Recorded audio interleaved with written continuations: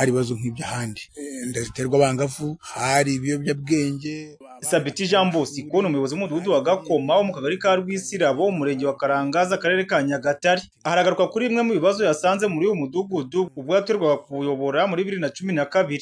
Hari imirire mibi, ndibuka icyo gihe ngira ngo hari abakobwa 6 bari bafite inda. Numva ijambo rya nyakubahwa perezida wa repubulika, numva ari ikibazo avuga abana baterwa inda, abana bata amashuri.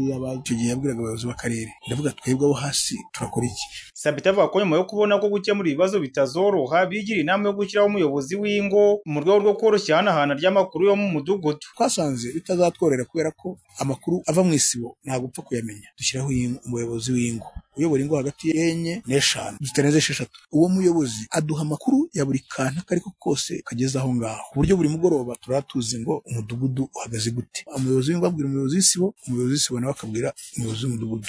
Iyi ni gahunda yatanze umusaruro mu gukemura burundu bya bibazo byari byugarije uyu mudugudu. Turangira imyaka igera kuri 8 nta mwana uri mu mirire mibi. Turangira imyaka igera kuri 6 nta mwana uta ishuri. Umukobwa weruka kugira inda idateganyijwe, umwana afite imyaka igera kuri 10.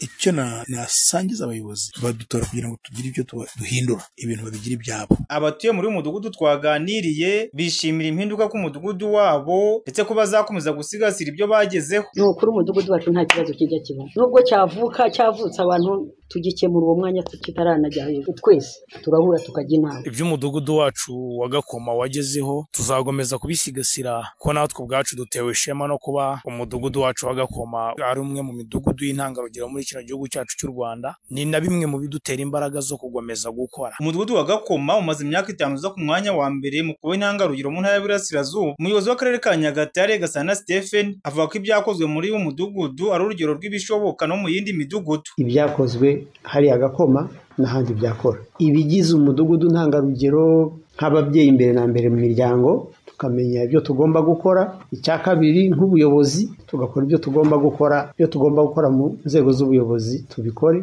naho twizeye ko bizagenda biduha igisubizo mu cyo twabonye. Umudugudu wa Gakoma ufite amasibo 9, ukaba utuwe n'ingo 274. Kuri ubu mu ntara y'Iburasirazuba hatowe indi midugudu 508 igomba kuba icyitegererezo nk'uyu mudugudu. Niyo ntegereje Etienne, Radio Salusi, mu karere ka Nyagatare.